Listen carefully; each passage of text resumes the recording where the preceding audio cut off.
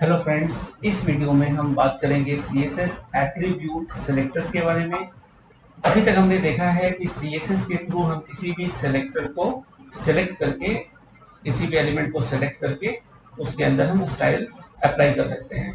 तो जो भी हमारे पास एलिमेंट्स होते हैं उन सभी एलिमेंट्स के एट्रीब्यूट्स होते हैं और इस एग्जांपल में हम उन्हीं एट्रीब्यूट्स को सेलेक्ट करके उनको स्टाइलिंग करेंगे। तो सबसे पहला हमारे पास आता है एट्रीब्यूट सेलेक्टर।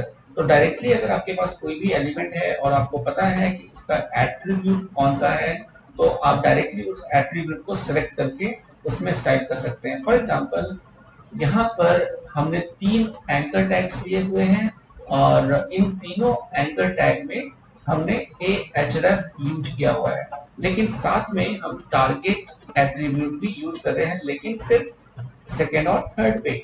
और यहाँ पे हमने स्टाइल किया है ए टारगेट बैकग्राउंड कलर येलो।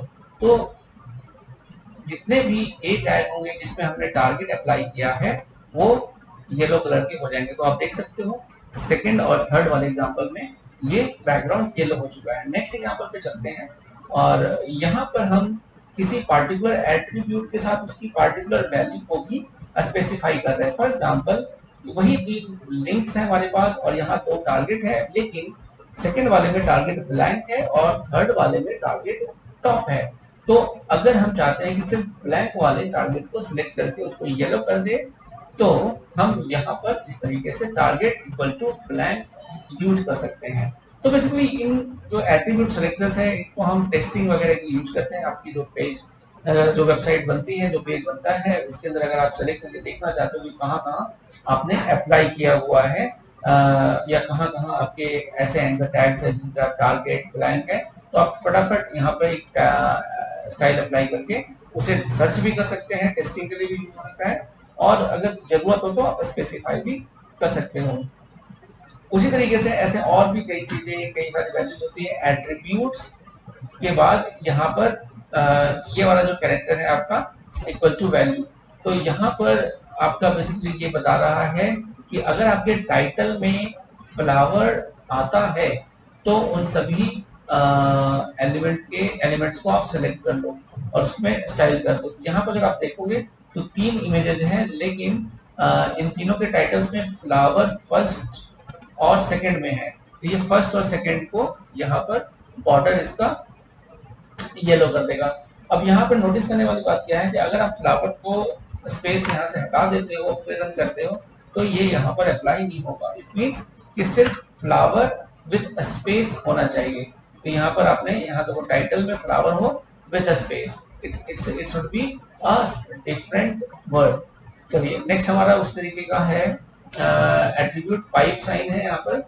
और पाइप ये कहता है कि या तो एट्रीब्यूट डायरेक्टली हो या तो जो भी वैल्यू आप दे रहे हो वैल्यू और उसके बाद एक हाइफन हो।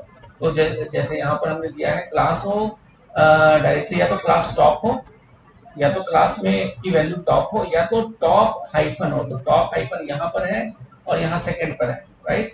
ये फर्स्ट और सेकंड येलो हो गया है। और जैसे मैंने बताया था कि अगर मैं इसको टॉप कर देता हूँ तो ये टॉप कर देता हूँ तो ये भी आपका येलो हो जाएगा। ठीक है, तो ये आपका पाइप वाला सिलेक्टर हो गया। नेक्स्ट हमारा कैरेट सेलेक्टर है।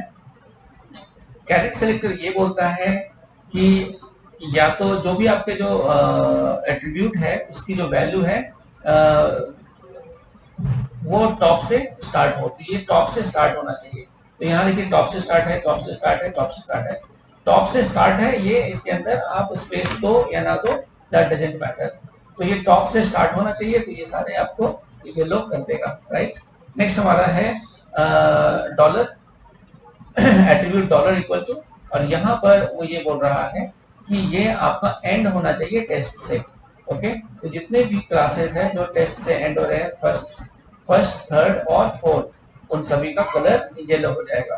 और इस तरीके से एक हमारे पास और है स्टार। स्टार ये बताता है कि इट शुड कंटेन टीई। जैसे इस एग्जांपल में टीई हमने पास किया है, तो वैसे क्लासेस जिसमें टीई है, जैसे यहाँ फर्स्ट पे है, थर्ड पे है और फोर्थ पे है, तो इन सभी को वो सेलेक्ट कर लेगा। तो बेसिकली सेलेक्टर्स एट्रीब्यूट सेलेक्टर्स इस तरीके से हम यूज करते हैं। इसके कुछ एग्जांपल है, जैसे अगर आप फॉर्म पे वर्कआउट कर रहे हो, अब डायरेक्टली चाहते हो कि इनपुट टाइप इक्वल टू जो टेक्स्ट वाली फॉर्म है, फॉर्म के जो एलिमेंट्स है input type equal to text, उसका बैकग्राउंड अगर आप चेंज करना चाहते हो या बाकी और कुछ सीएसएस स्टाइल चेंज करना चाहते हो तो आप इकट्ठे यहाँ पर इसको स्टाइल अप्लाई कर सकते हो। तो देखिए ये दोनों बैकग्राउंड इस पे येलो हो गए और ये बटन पे आपने यहाँ पर मार्जिन लेफ्ट कर दिया तो बटन आपका लेफ्ट से मार्जिन 35 ले चुका है।